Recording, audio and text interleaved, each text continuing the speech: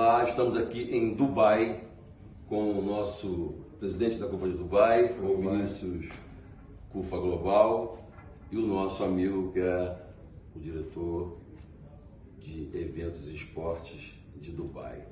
Okay, so we just have a meeting to talk about Taça das Favelas Dubai with our president, our partner from Council of Sports of Dubai.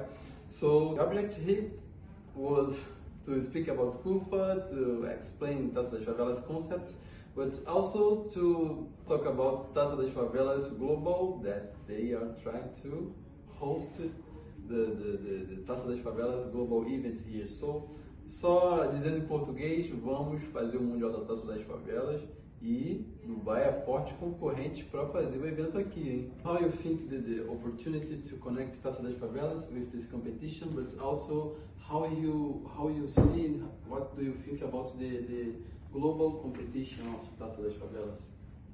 We'll have to work on seeing how we can integrate the global into the regional, and like I said, we're still in the planning stage.